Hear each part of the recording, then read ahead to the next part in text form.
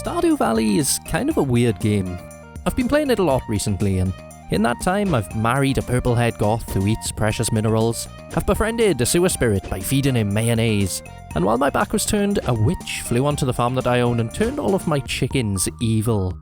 Is it weird that this is one of the most lifelike games I've ever played? A lot has been said about Stardew Valley since it came out in 2016. The creative product of just one person, it's an ode to Natsume's classic Harvest Moon series of video games. A rural life simulator that concentrates less on the 2-hour drive to the nearest Tesco and more on the cutesy aspects of farming and country life. Like wearing excessive amounts of denim. Like hats. In Stardew Valley, you're offered a lot of freedom to do what you want. You're dropped off on some derelict old farmland and told pretty much just go for it. Just imagine Farming Simulator with less dubstep and more dating elements. You can plant, water, and sell crops. You can do it again in the wrong season and mess everything up. You can restart your game in a rage, go mining, fishing, adventuring, gift-giving, all in service of building a fulfilling life. Whether you think that looks like a Mumford & Sons concert or a death metal nightmare. What I find really interesting though is that this is a game without any sophisticated AI patterns. With just a gaggle of stepfoot characters who repeat the same phrases day upon day, with whom the only meaningful interaction is to thrust eggs and fish into their face in the desperate hope that they'll love it. And yet, Stardew Valley feels alive. These little sprites have lives that feel relevant and that you want to invest your time in. Shane is a depressed drunk that you want to offer your shoulder to. Emily is a lovable weirdo who wants nothing more than to show you her sick dance moves. And the mayor is a sexual deviant with an aversion to seafood. It doesn't matter that I already know what they're gonna say. When I see the people of Stardew Valley walking in from off-screen, I'm actually delighted in the same way that a dog is when its owner returns home. That instant positive association ping of recognition, followed by the realization that I don't really know what to do with them.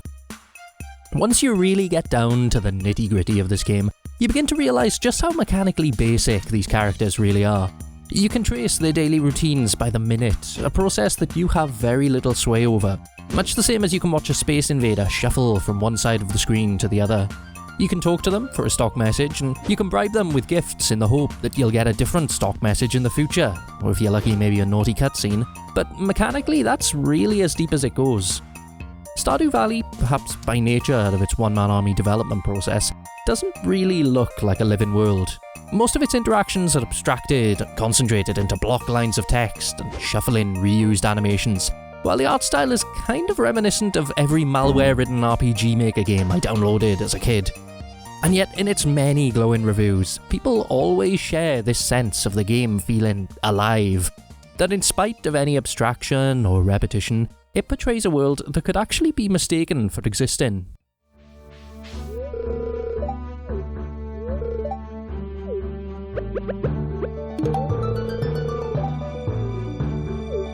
Playing Stardew Valley with my housemate recently has really got me thinking, not just about how embarrassingly little I know about the differences between fruit and vegetables, but perhaps more importantly about how this game manages to feel so lively and real. Where's the line between verisimilitude, the appearance of being real, and the uncanny, where it falls just short? How can Pelican Town, the game set in, feel so real when on close inspection it can feel so lacking? This idea that a video game world can feel alive is kind of a subjective one, but I do think it has some objective markers. In this video, I'm going to try and pin a few of those markers down. I doubt that many would describe a game like Super Mario Bros. As feeling alive, for example. That isn't a criticism. Super Mario Bros. Is, much like the film it inspired, a beautiful work of art. But even 10 seconds spent watching Goombas ricochet between two walls is enough to break any belief that the Mushroom Kingdom is a real, lived-in place. So why is Stardew Valley alive, but Mario isn't?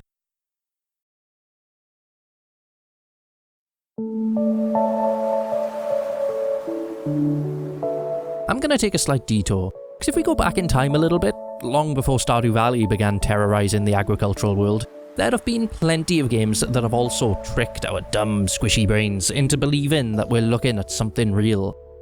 Bethesda's role-playing games are probably the best place to start. They're often described as living and breathing, thanks in large part to systems like Radiant AI, the studio's complex artificial intelligence system that's designed to eschew the lifeless feel of a lot of more static classic RPGs. Under the influence of Radiant AI, a character might decide to eat at a certain time, and the AI will have to dynamically decide how to achieve this themselves. It isn't always perfect. May you rest in peace. But it sure feels a lot more lifelike than this. Usually, when we talk about games feeling alive, we often look at ideas like Radiant AI.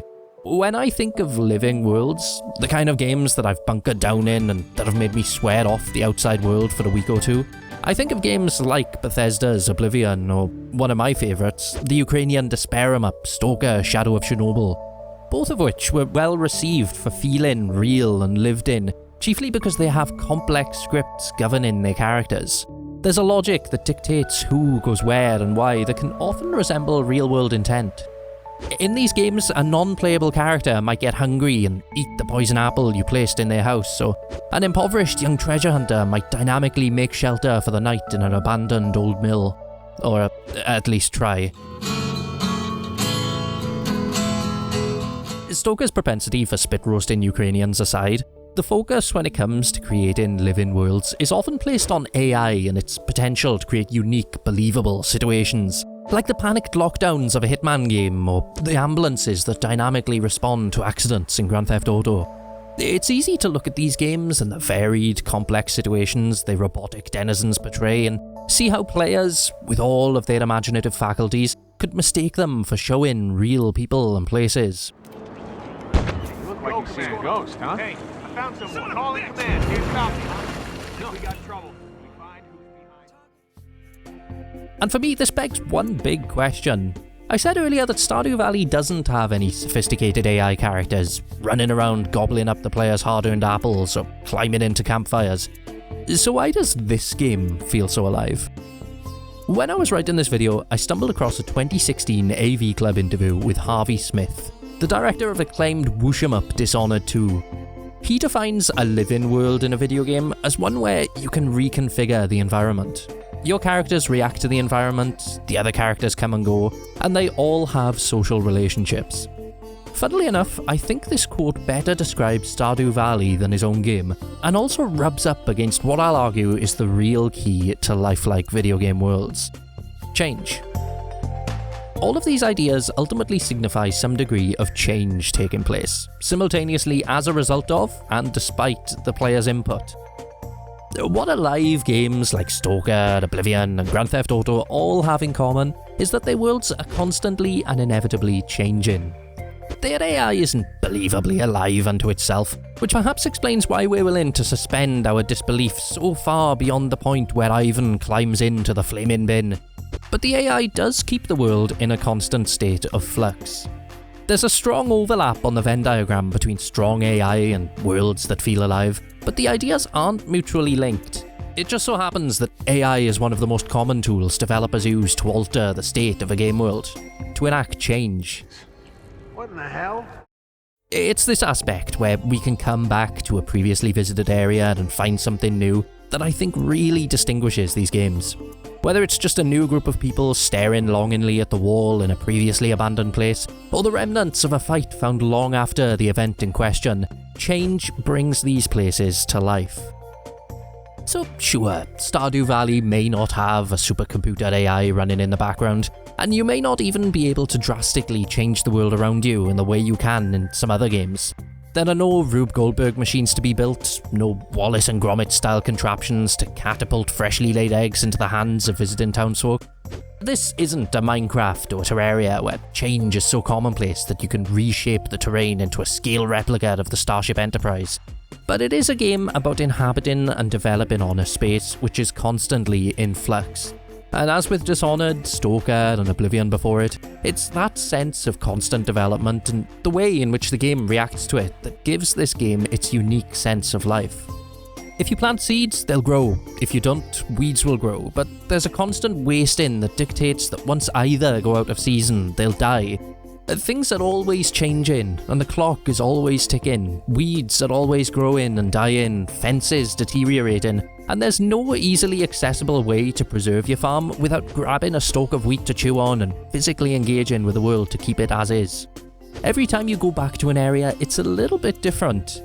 Even without its citizens, we'll talk more about them later, the world of Stardew Valley is constantly pushing back against the player in a varied game of call and response. And crucially, it's all fully interactive. I think this is what sets games like Stardew apart. Some sense of push and pull is important. If grass couldn't be cut, or inversely if it didn't grow back, all of this wouldn't feel alive. For sake of comparison, can you imagine an Elder Scrolls game where you couldn't interrupt and exploit its dynamic characters? Or inversely, one where they were fully exploitable but where Radiant AI didn't exist? To bring a game to life, change needs to be a conversation, a two-way dialogue in which both the player and the game simultaneously leave conflicting but often serendipitous marks on their world. Stardew Valley, this unassuming one-developer game about emotions and bok choy, excels at this kind of conversational change. Delivering on the promises made by Fable more than a decade ago, this is a game where you can actually plant an acorn and have it grow into a tree, but crucially, in which apples will stop growing once winter rolls around. It's simple, but this is a two-way dialogue.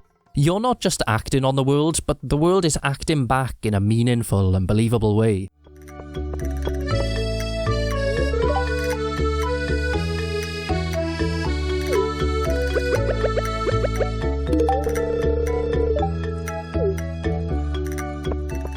In lieu of any fancy AI system, Stardew just has a lot of things that are prone to change. The biggest agent of this is probably the game's seasons, which don't just change the aesthetic of the game, but also the way it plays. Seasons completely uproot the opportunities you're afforded and the ways in which the game will respond to you. Villagers will adopt different routines, and fish and crops will cycle, waste, and stop growing. And all of these systems compound on top of each other into something surprisingly complex. It's predictable, but it's a model of change that's consistent throughout the world and that feels authentic because of it. It helps that Stardew's play area is actually surprisingly small too. All of the interactions I've already mentioned are bundled pressure cooker style into a world that you could comfortably traverse in a minute or two, and I think that the cabin fever this induces really highlights changes when they do occur. Something like a weed destroying your well-placed crystal path really stands out when you have to pass it every day. There are a fair few hidden areas scattered throughout the world as well, and the fact that they're embedded within areas you've explored 100 times before only adds to this sense that the world is always shifting around you. Especially considering many of these new areas will themselves dynamically change and alter over time.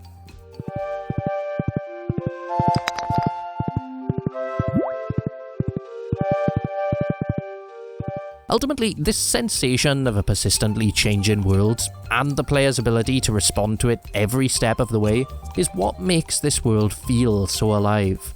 Both the player and the game's code are constantly updating the state of Stardew Valley in a game of tug-of-war. A kind of spontaneous world building that tricks your brain into thinking there's a real-world logic at play. Stardew Valley feels like it could happily exist without you, and this is a feeling that's paradoxically proven by your ability to poke it, watch it adapt and move on without your help. And really, all of this talk of change and response might actually answer my initial question of why Stardew Valley feels so alive, but I don't think it covers everything. I think this game is so notable for feeling alive because it's a game about the very thing that brings video games to life. It's a game about change.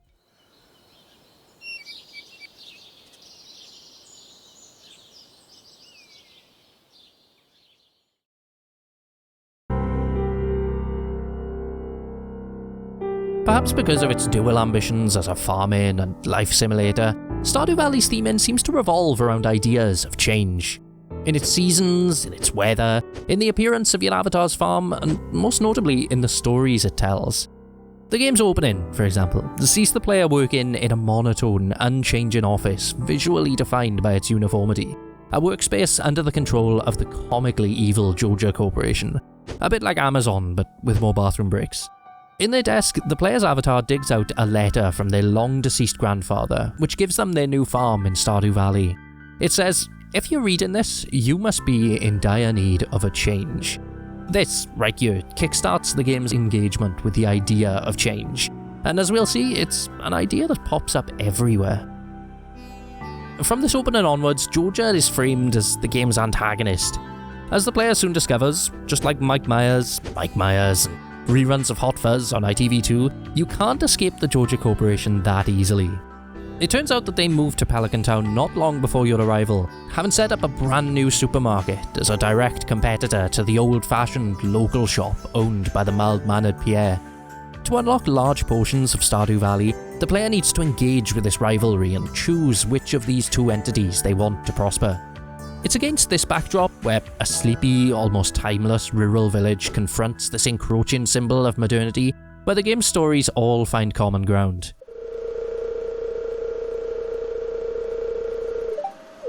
Almost every character in Pelican Town has a narrative arc that unfolds as you befriend them, usually revolving around them coping with the aftermath of a big change or gearing up to undertake some sort of metamorphosis, whether it be a new vocation, giving up an addiction, or just a desire to dress everyone in town up like a tit.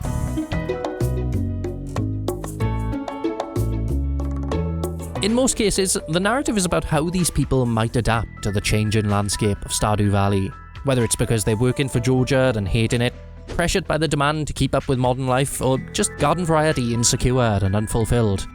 All of these characters are in the process of moving on from or to something, and although, spoiler alert, most end up happy, they always end up in a different place to where they began, or even to where they necessarily expected to go.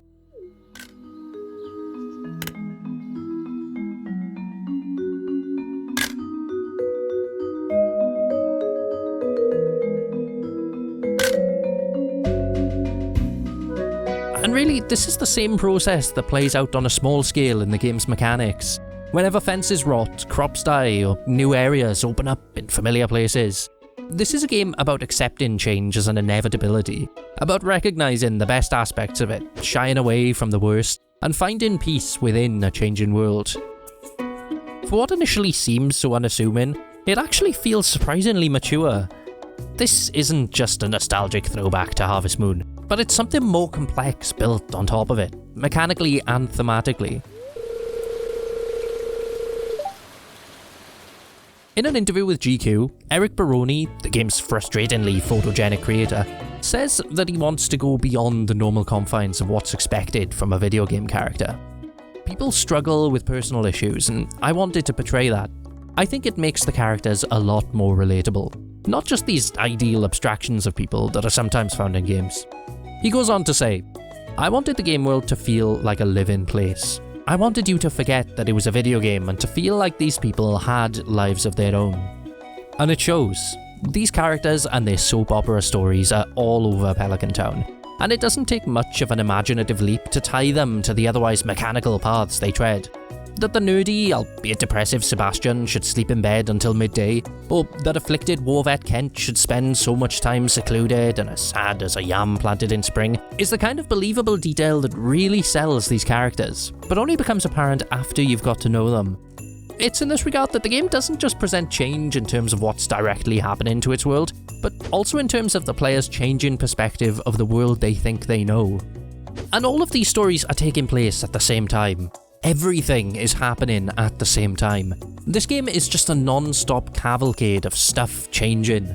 You've got characters hitting highs and lows, going through the motions of change in response to the player's input, in a game world that's very effectively doing the same. I said earlier that it's this aspect, where we can go back to something we've previously visited and find something new, that often brings a game to life. And both on screen and within your mind, this world is constantly reinventing itself into something new. These characters may not be guided by anything as sophisticated as Bethesda's Radiant AI, but their stories feel believable and cohesive, and are integrated alongside the game's more dynamic mechanics to get the player thinking about how Stardew Valley is changing.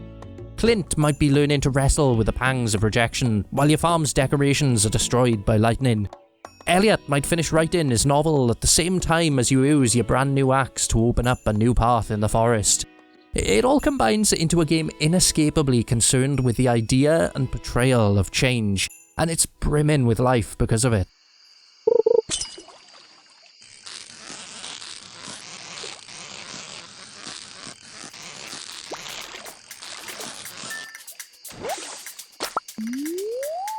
Ultimately, everything I've said in this video, shaken up in a blender and sprinkled throughout a game that's actually quite fun on its own merits, is why I think Stardew Valley really stands out as alive.